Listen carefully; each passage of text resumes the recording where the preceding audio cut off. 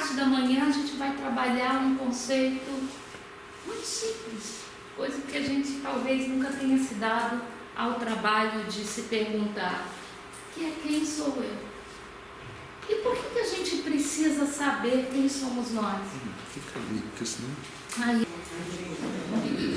o homem, gente, ele é um ser social. Nenhum de nós foi criado para viver sozinho.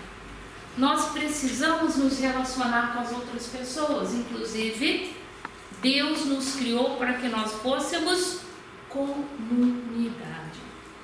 Em nenhum momento o chamado de Deus é um chamado individual. Ele sempre diz: vinde para mim que eu farei de vós o meu povo e eu serei para vós o vosso Deus.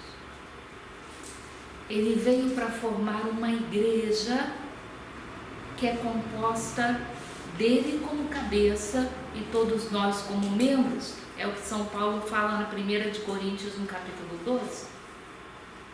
O último pedido que Jesus fez a Deus Pai, antes de se entregar por nós numa cruz, lá em João 17 nós vemos, é que eles sejam um, ó Pai, como tu e eu somos um. Então, viver em comunidade é necessário, é essencial. Por que para Deus a gente viver em comunidade é tão importante? A resposta talvez esteja em Eclesiástico, no capítulo 4, versículo 9. Mais vale dois do que um só, porque se um caminha sozinho e vai ao chão, não tem ninguém que estenda a mão para o levantar. Se um caminha sozinho, é mais fácil de ser assaltado do que se caminham em dois.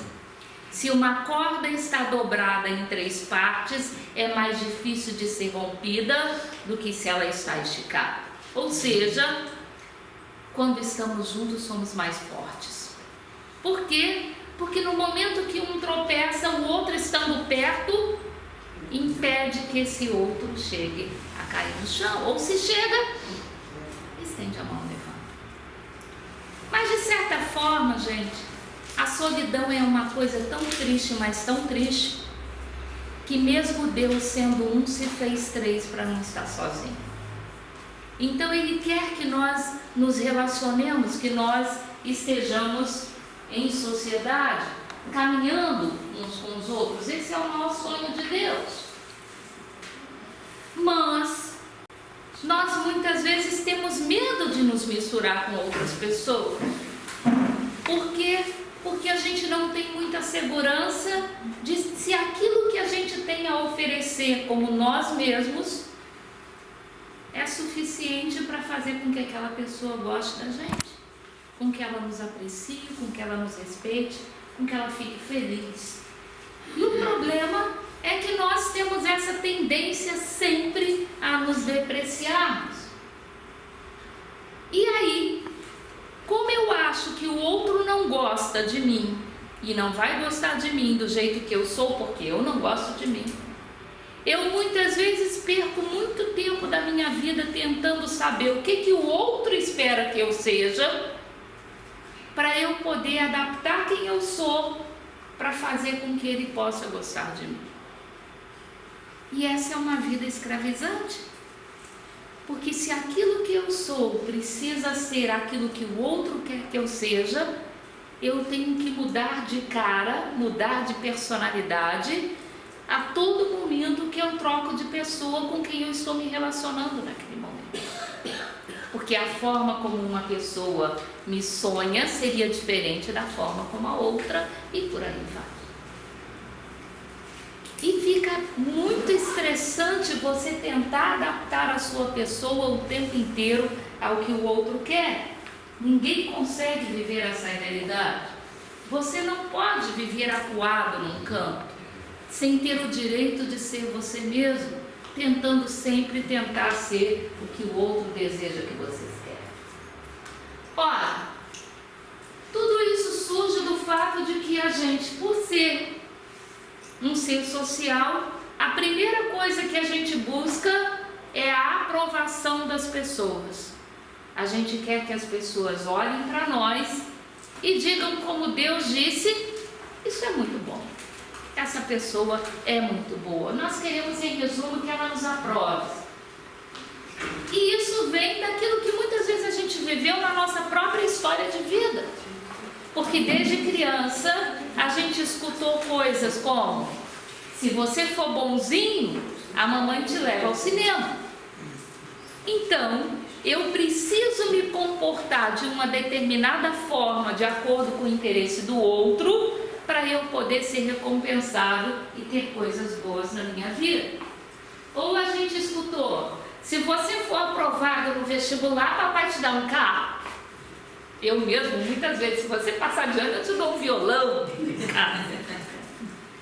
Como se, na verdade, o estudar para passar de ano não fosse algo que beneficiasse a própria pessoa e que a gente precisasse comprar aquele favor dela. E ela se formou, então, pensando que tudo que ela tem na vida precisa ser comprado, precisa ser uma relação de toma lá, dá cá. Ou a gente ouviu: se você lavar a louça do jantar, eu te dou um vestido novo. Lá em casa eu não ofereci essa não, é rodízio mesmo. Dado que o papai não faz...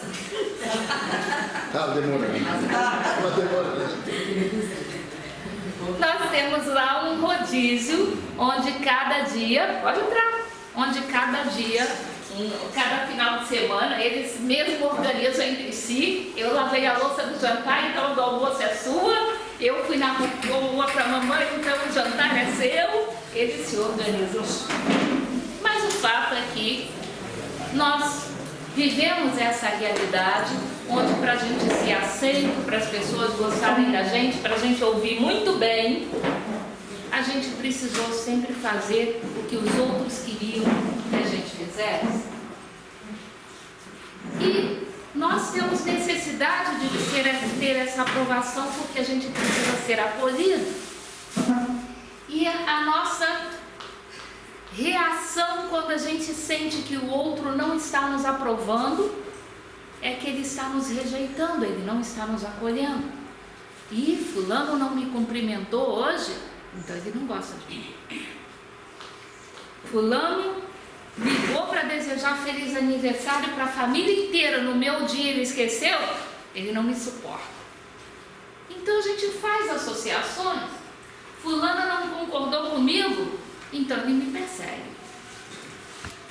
Joãozinho cruzou na rua e não parou, ele não me suporta. Ou seja, a gente começa a inferir aquilo que a gente acha que o outro pensa de nós a partir de reações que a gente interpreta do nosso relacionamento com ele. Talvez o fulano cruzou na rua e não falou com você porque ele estava correndo para levar a avó dele para o hospital, que tinham ligado que ela estava desmaiada no banheiro. Mas a gente nunca associa que ele tinha uma razão qualquer para não falar com a gente. A gente logo pensa que a culpa está com a gente. Ele não gosta de mim. Ele não me suporta, ele não me tolera. E aí a gente começa a reagir em função disso. Se ele não gosta de mim, então o que eu preciso fazer para fazer ele gostar? Ou, se ele não gosta de mim, também não quero saber dele e vou passar a tratar aquela pessoa de uma forma completamente bloqueada. É isso que geralmente a gente faz.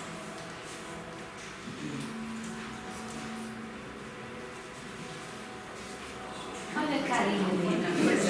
É exatamente o que a gente faz. Oh, meu chefe gosta de verde. Então, para ele me aceitar, eu tenho que dizer que eu gosto de verde também. Ai de mim se eu digo para ele que minha cor favorita é azul. Ele não suporta azul. Eu queria ser arquiteto, mas como meu pai quer que eu seja médico, se eu for querer ser arquiteto, meu pai não vai pagar minha faculdade, não vai me estimular, então eu vou ser médico para fazer meu pai feliz. Eu me lembro que meu filho João Pedro, como eu falo de João Pedro nas minhas palestras, naquele estado, Meu filho João Pedro, ele queria ser locutor de futebol a vida inteira. Só que ele só falava de Fluminense. Ele falava de Fluminense nas provas de física e química dele. Então eu disse para ele assim: meu filho, você não tem perfil para ser locutor de futebol. Toda vez que você for narrar uma partida, você sempre vai dizer que tudo que fizeram contra o Fluminense foi roubado e que o outro não jogou nada. Você vai perder o emprego rápido. Então acho que ele desistiu de ser locutor de futebol e resolveu fazer relações internacionais. Foi lá numa palestra no IBMEC e fez 3 anos de relações internacionais.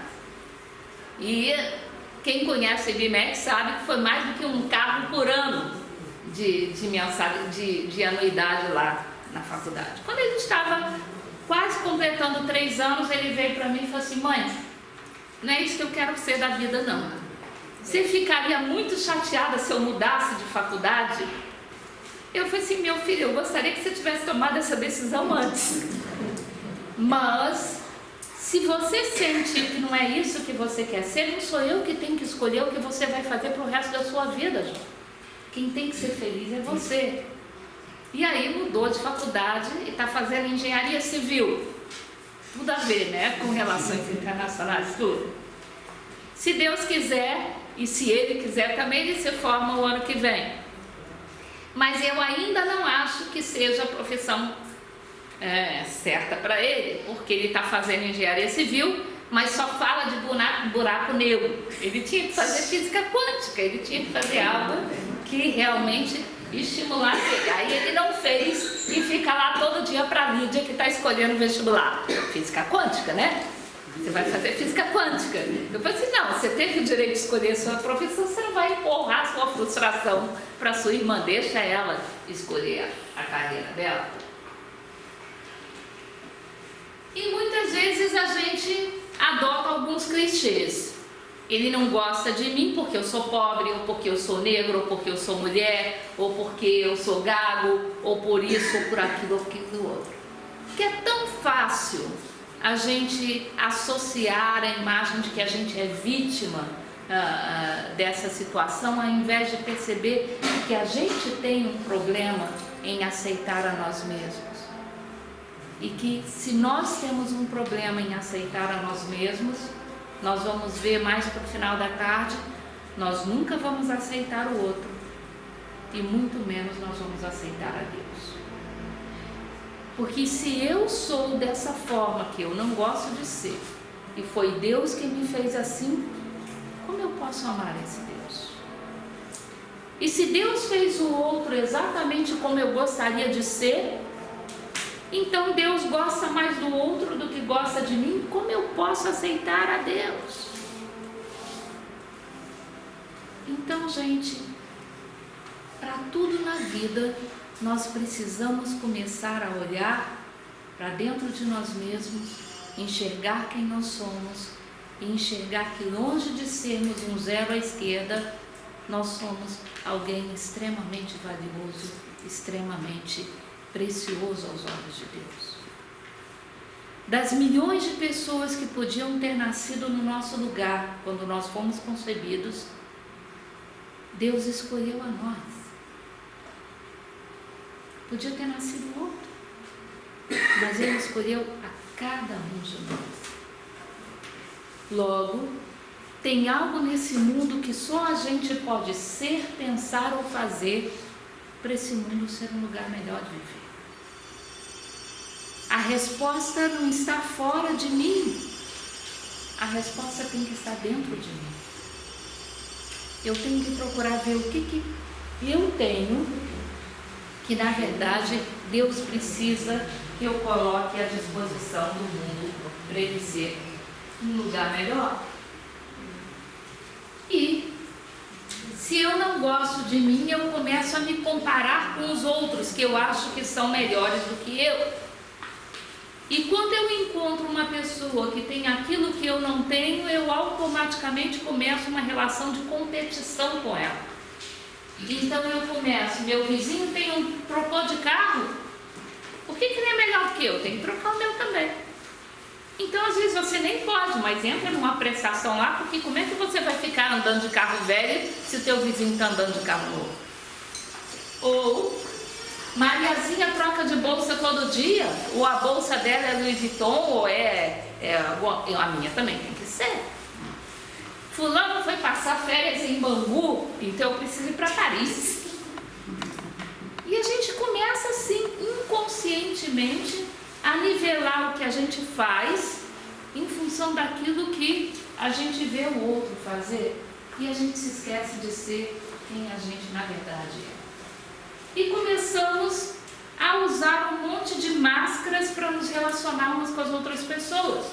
Então, diz o padre John Powell que nós temos uma imagem social, onde o que importa é o que os outros veem em nós e não aquilo que a gente é.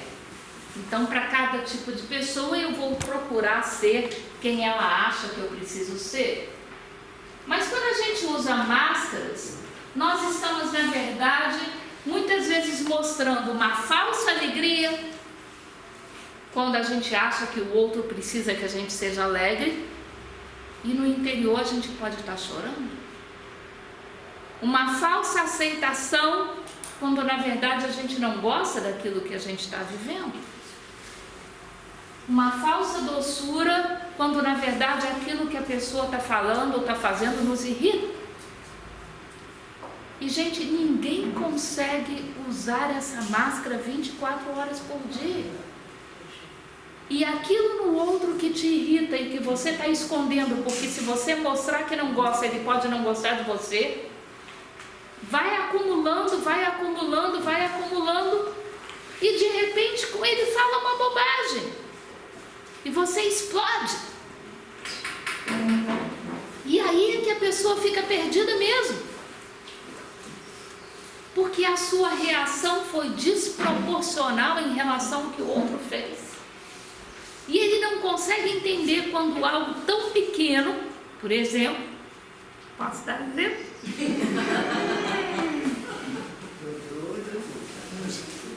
Antigamente, Eduardo, meu marido, ele é um bezerro. Ele gosta de toda noite tomar o leitinho dele.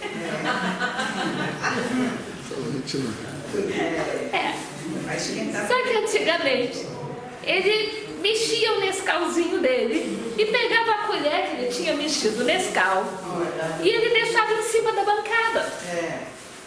E aquilo me irritava profundamente. Porque muitas vezes eu tinha acabado de limpar a bancada e a pia da cozinha estava tão perto. Então, quando eu entrava na cozinha e via aquela colher, eu pegava aquela colher e jogava para fazer muito barulho mesmo. Que para ele era uma coisa tão boba, uma colher deixada ali. Mas era o fato de eu estar vendo aquela colher ali todo dia chega um ponto que você explode. E é claro que ele não entendia tanto barulho por causa de uma colher. Mas aquele barulho, na verdade, era a soma de muitos barulhos que eu tinha calado durante muito tempo. Então, a comunicação, gente, ela é fundamental.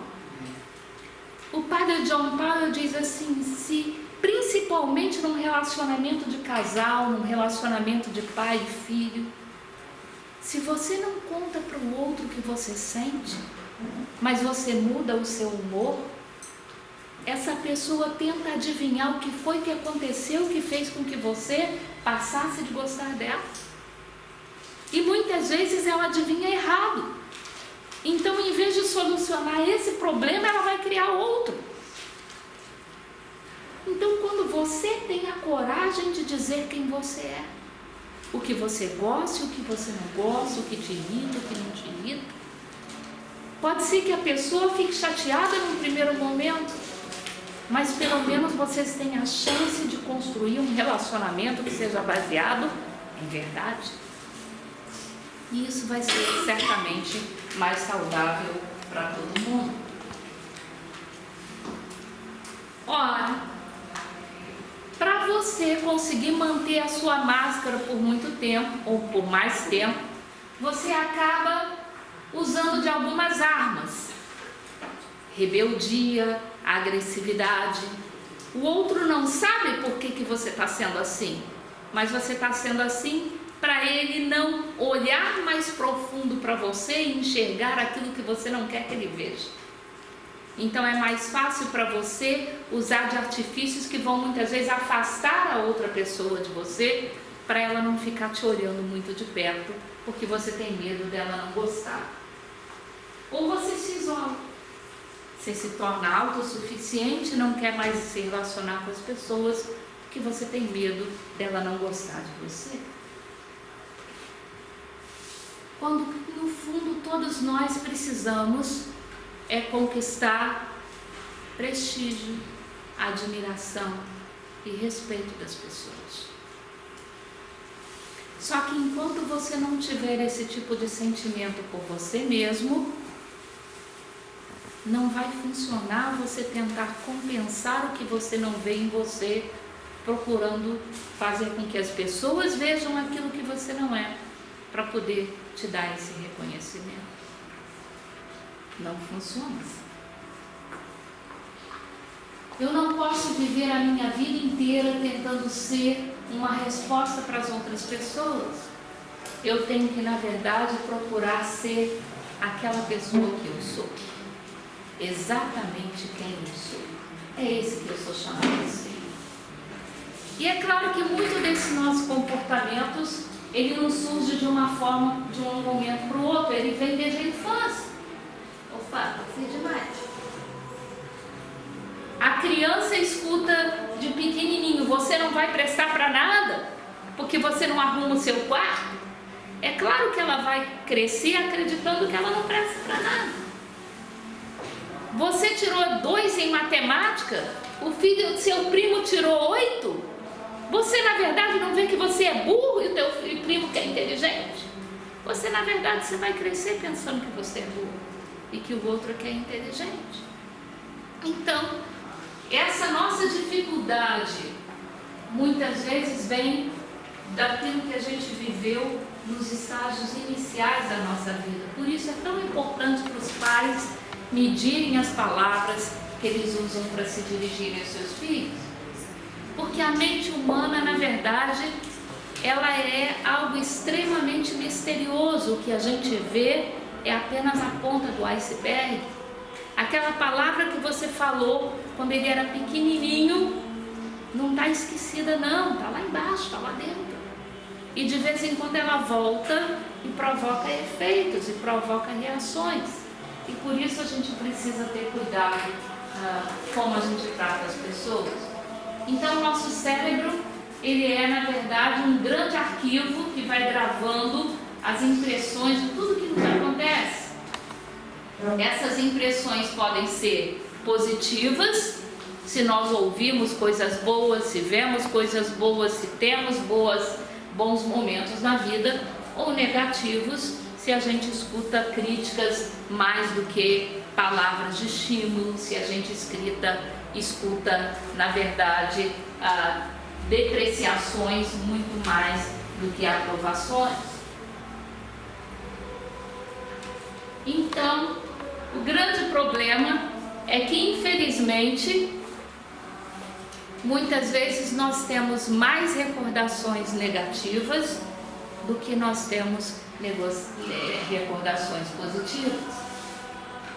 E quando isso está então desbalanceado, é claro que a gente vai ter reações extremamente negativas com relação às outras pessoas.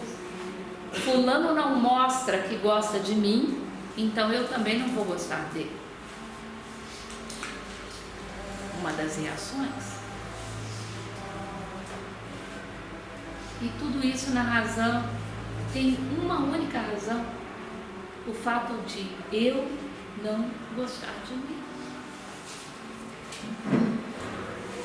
Porque todos nós somos pessoas tão diferentes, gente. E a gente confunde gostar com amar.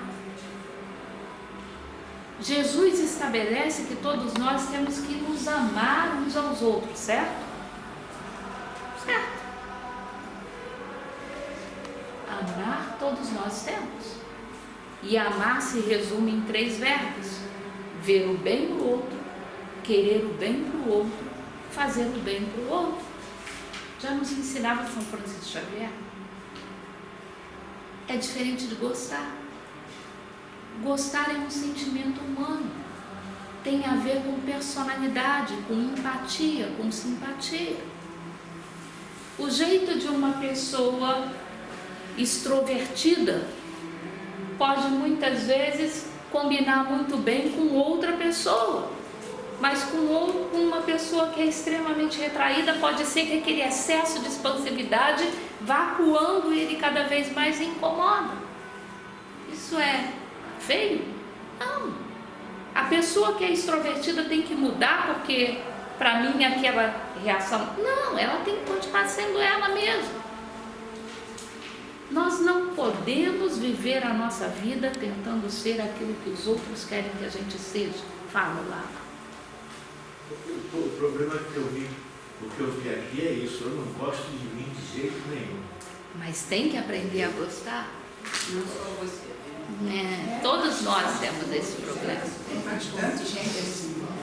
Isso é extremamente natural. Eu não gosto de mim muita coisa.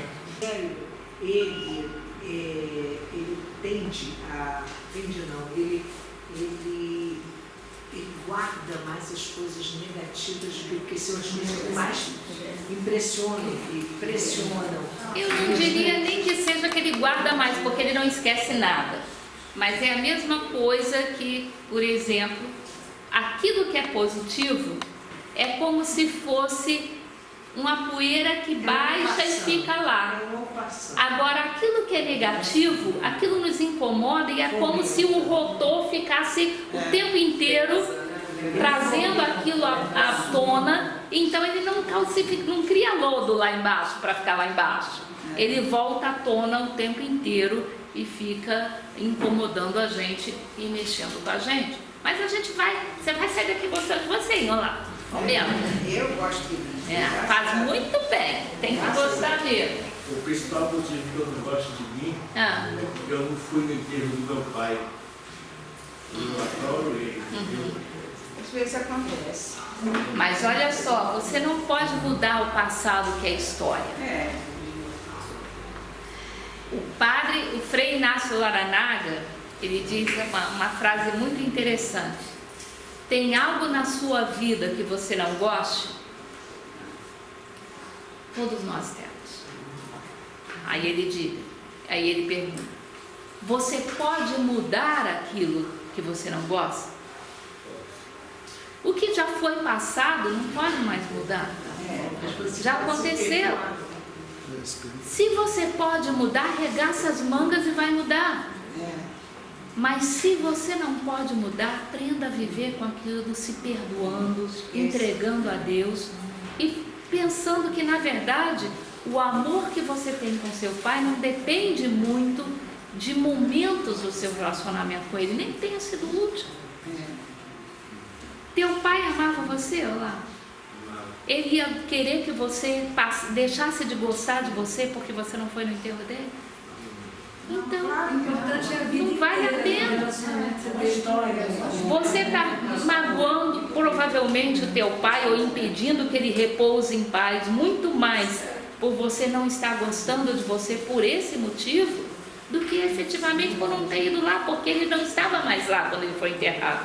Ele já estava com Jesus. Mas o que é mais fácil é rezar por ele. Certamente, com certeza você pode rezar por ele. O J. Malthus, ele diz que se a criança não recebe amor pela qual a natureza dela é ávida, toda criança tem necessidade de ser amada.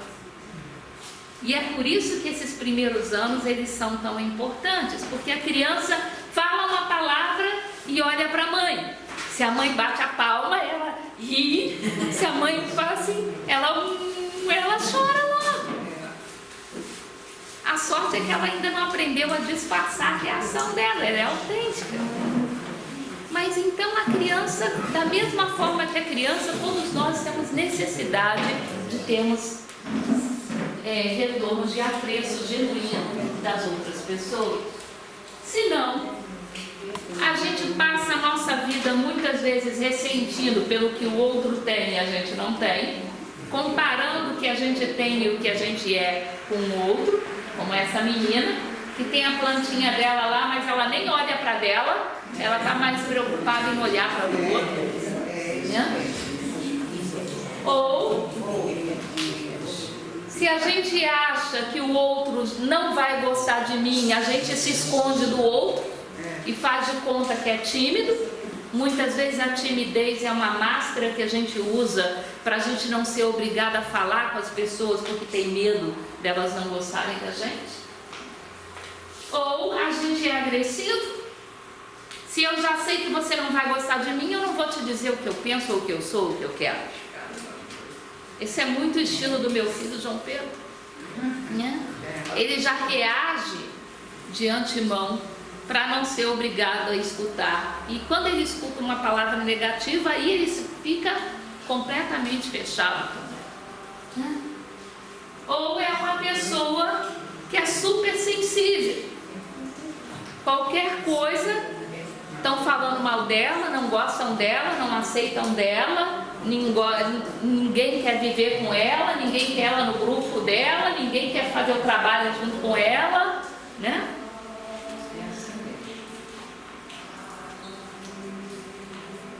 Ou a gente muitas vezes assume um sentimento legalista.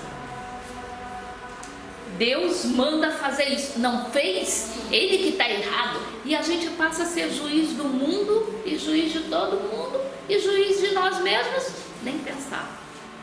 Todos os outros estão contra nós, todos os outros estão jogando contra a nossa posição, contra a nossa situação, contra a nossa opinião. E isso não é certo, e ele é injusto, e ele é errado, e a gente começa a tomar posições para defender a nós mesmos, porque a gente não acha que tem argumento para dialogar com aquela pessoa. Então, o J. Mauro diz: a imagem negativa que nós temos hoje é, na grande maioria das vezes, resultado do nosso passado. Mas o problema é que ela não fica para o passado, ela influencia o nosso futuro. E por isso a gente precisa cuidar dela e resolver esse problema e deixar Deus cuidar, Deus curar. O julgamento que o seu filho tem a respeito dele vai influenciar a profissão que ele vai escolher, os amigos com quem ele vai caminhar, as decisões que ele vai tomar na vida. Então, não é algo pequeno da gente lidar. Então, a grande pergunta que eu tenho que fazer hoje é: quem na verdade sou eu? Eu tenho que ter a coragem de olhar para dentro de mim. Se eu não tenho essa coragem, eu nunca vou poder fazer o outro me conhecer. Porque o outro só tem condição de ver o meu eu social, aquilo que está na superfície. Para ele conhecer o meu eu verdadeiro, eu tenho que ser aquele que conta para ele quem eu sou. E se eu não sei quem eu sou, como eu posso me apresentar para o outro? Então eu tenho que ter a coragem de olhar para mim mesmo, sem precisar pensar que eu tenho que exagerar o que eu sou, me mostrar como um leão quando eu me sinto um gatinho, ou vice-versa. Eu não vou mostrar nem mais nem menos do que eu sou, mas eu vou contar a minha verdade para o outro. Porque é dessa verdade que eu sou que ele tem que gostar, gente. Se ele não gostar, eu não tenho nada que eu possa fazer a esse respeito. Eu não posso mudar quem eu sou em função do outro.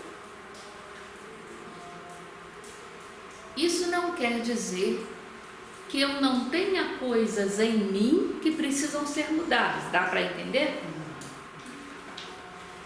Porque muitas vezes a gente viveu experiência nas nossas vidas que fez com que a gente começasse a acumular máscaras para satisfazer a sociedade. Por exemplo, nós somos obra das mãos de Deus. E Deus não faz produto com defeito, faz? Não. Então cada um de nós é uma pérola. Só que muitas vezes a gente ouviu dizer: fulano te bateu na escola, você tem que bater de volta, porque senão você vai ser bobo. Então, você, porque escuta isso, você se torna uma pessoa agressiva. Não é que você, na sua origem, na sua intimidade, você seja agressivo. Você passou a tomar algumas atitudes para poder corresponder às expectativas que os outros tinham de você. Você, por exemplo, odeia teatro, mas se casou com alguém que adora teatro. Então você vai dizer: ah, eu amo teatro. Quando na verdade, toda vez que você vai para o teatro com essa pessoa, você está lá por dentro dizendo: ai, que ódio que eu estou aqui dentro. É claro que não vai ser uma experiência aprazível nem para você e nem para o outro, porque de alguma forma você vai transmitir isso. Um dia você vai explodir. Então não estou dizendo aqui que a gente tenha que, na verdade, esquecer que a gente, como cristão, tem sempre a obrigação de melhorar aquilo que nós somos. É diferente de eu ser quem eu não sou para poder agradar a outra pessoa. Dá para sentir a diferença? Eu sou um cristão, então se eu sou bom, eu posso ser melhor ainda. Se eu sou misericordioso, eu posso ser mais ainda. Isso não significa deixar de ser quem eu sou para ser outra pessoa completamente diferente, porque o outro quer que eu seja. Deu para sentir?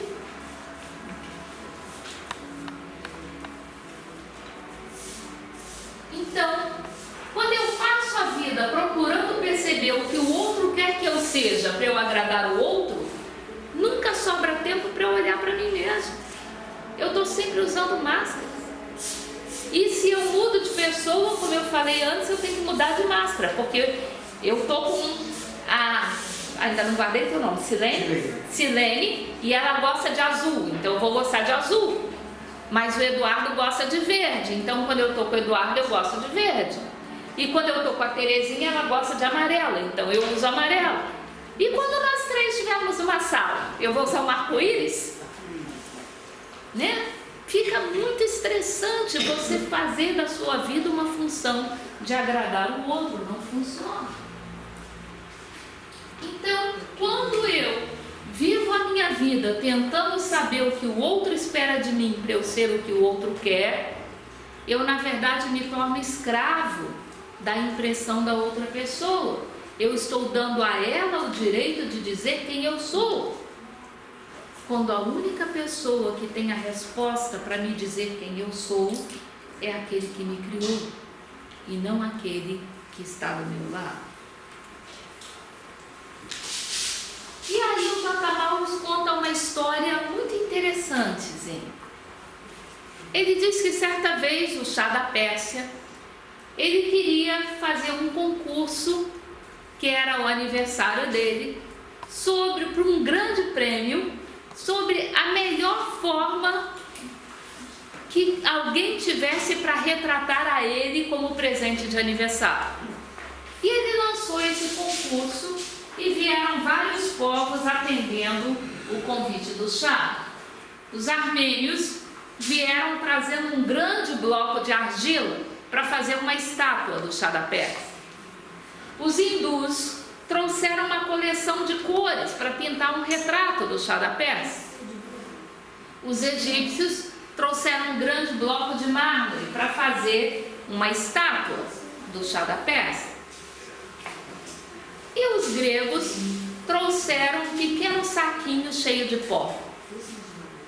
Cada delegação ficou numa sala, cada uma delas trabalhando durante o tempo estabelecido para o concurso. E quando chegou o dia de verificar o resultado disso, o Shah então foi ver o busto que os armênios tinham feito e ficou maravilhoso. Foi ver o retrato que os hindus tinham pintado e era deslumbrante, as cores sensacionais. A estátua que os egípcios tinham feito, só faltava falar. E aí ele entrou no quarto dos gregos e não viu nada.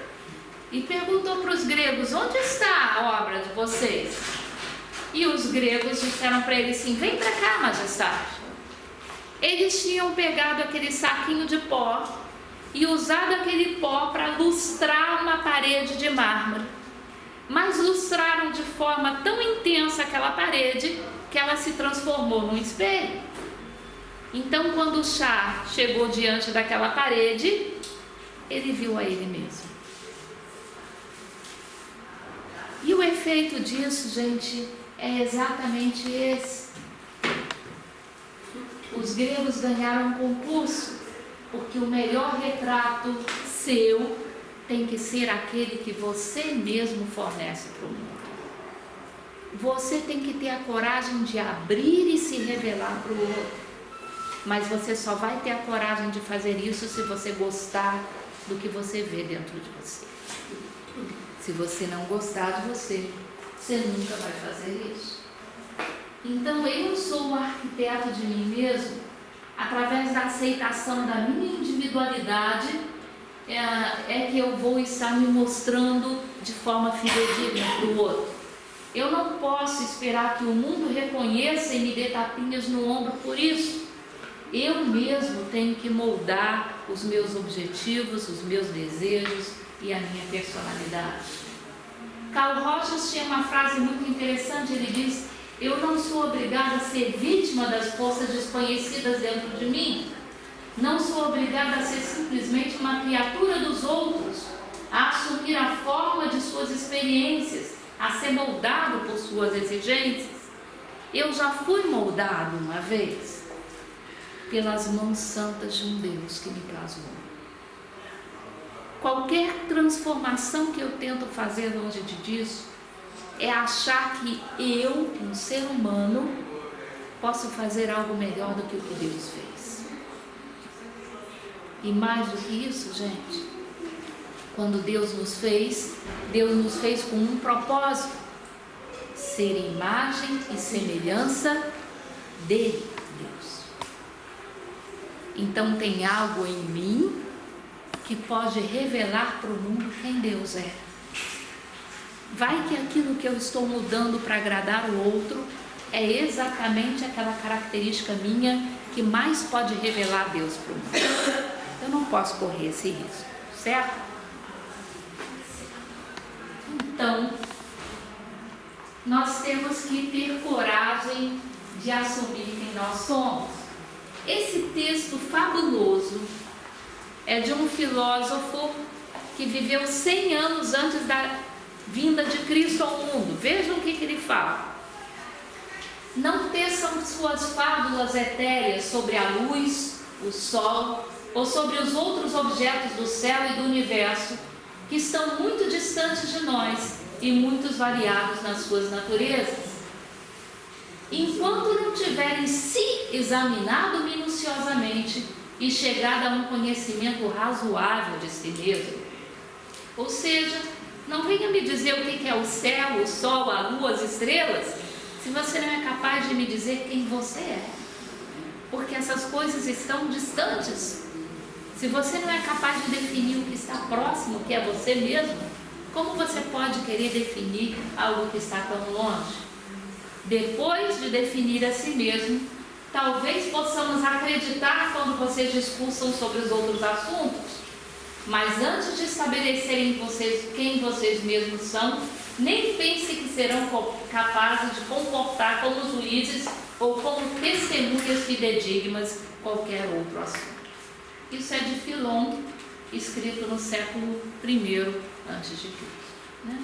E é uma grande verdade. Alguém discorda? Claro que está certo. Então, Rochefoucauld diz que estávamos tão acostumados a usar disfarce diante dos outros que acabamos por nos disfarçar para nós mesmos. Ou seja, a gente costuma tantas vezes ser quem a gente quer que o outro é, que a gente até esquece quem a gente é de verdade. A gente passa a acreditar naquilo que a gente está apresentando. Então, o que nós temos que fazer agora é ter a coragem de olhar no espelho. Não olhar no espelho como a bruxa lá da Branca de Neve, que diz: espelho, espelho meu, diga se tem alguém mais bonito do que eu. Não é o espelho que tem que te dizer, é você, ao olhar o espelho, que tem que enxergar você e dizer exatamente quem você é. E é isso que nós vamos fazer agora. Nós vamos olhar no espelho, tentando enxergar quem nós somos de verdade. Não ter uma imagem exageradamente boa ou uma imagem exageradamente ruim a nosso respeito, mas exatamente quem a gente é. Sim. Isso aí que era bom. Nossa.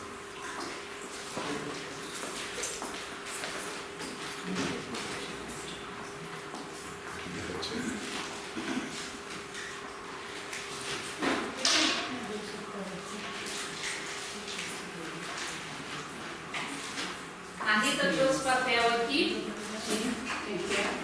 e aí nós temos caneta aqui. E vocês vão ter 15 minutos para escrever as 3 coisas que vocês mais gostam de você.